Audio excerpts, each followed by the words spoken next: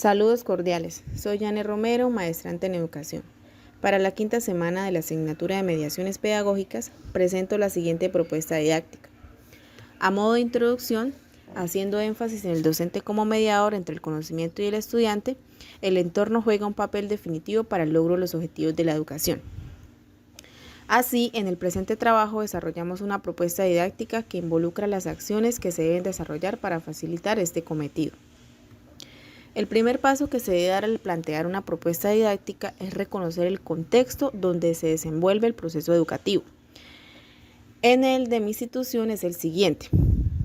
La institución educativa Alejandro Humboldt, ubicada en el municipio de Fortul del departamento de Arauca. La asignatura es Lengua Castellana y Comunicación. Como grado tenemos un 10º de Educación Básica Secundaria. El tema es el género lírico en la literatura, la situación socioeconómica, población en su mayoría de bajos recursos, estrato 1 y 2, la familia, por lo general disfuncionales, parejas separadas o hijos que viven con particulares. En cuanto a tecnología, existe una conectividad muy limitada, TICs a medias, escasos aparatos electrónicos. Y el origen, estudiantes y familias de origen rural.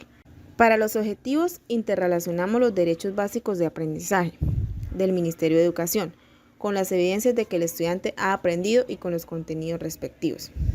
En nuestro caso, el DBA determina los textos que se desea leer y la manera en que se abordará su comprensión con base en sus experiencias de formación e inclinaciones literarias. Las evidencias son: al leer textos literarios es posible establecer diferencias entre el género lírico con sus componentes y los demás géneros. Y los contenidos son género lírico, rima, métrica, figuras literarias, entonación y declamación. Como metodología usaremos la estrategia escuchar-escribir, que consiste en llevar textos literarios del género lírico a los estudiantes, leérselos en voz alta y con la entonación adecuada de acuerdo con el contenido del texto. Ellos deben escribir lo que más les impactó, llamó la atención o agradó. Seguidamente se hace entrega del texto y se les explica la forma que éste tiene. A continuación, ellos leen en voz alta la teoría respectiva referente al tema, la escriben en el cuaderno y la comparan con el texto que escucharon. Al finalizar la propuesta, los estudiantes deben adquirir, al escuchar, distinguir las palabras relevantes en un escrito lírico, interpreta los códigos no verbales, mirada, gesticulación, movimientos, etc., comprender el significado general del mensaje, las ideas principales, la intención y el propósito comunicativo. Analizar y comprender la estructura general de un texto lírico. Al escribir, acá se deben procurar como habilidades escribir, narrar y transformar. Se debe entregar un texto lírico, deben escribirlo desde su propio escrito, declamarlo y luego transformarlo para ver hasta dónde se ha comprendido el sentido del texto. Tenemos algunos temas transversales que son recursos que el estudiante debe adquirir por su cuenta para que logre adoptar el contenido al entorno en que se vive.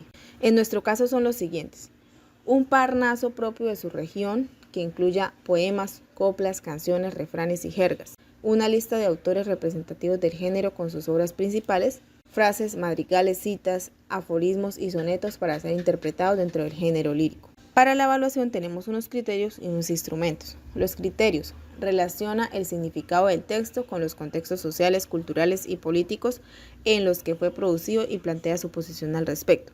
También identifica las figuras literarias usadas en el texto. Es consciente de la métrica usada en el texto. Contrasta textos atendiendo a temáticas, características formales, estructura interna, léxico y estilo empleados, entre otros. Da cuenta de la organización y de los componentes del texto. E identifica la rima que contiene el texto. En cuanto a los instrumentos de evaluación, tenemos lecturas comprensivas, construcciones escritas, declamaciones, paneles, poema, foros y responder cuestionarios. En conclusión, el conocimiento no es una copia de la realidad, sino una construcción del ser humano, lo cual le permite la transformación de un entorno. Mediante la anterior propuesta se expuso una forma de generar herramientas para que a través de la lírica se logre comprender el entorno en que vivimos y sus tradiciones.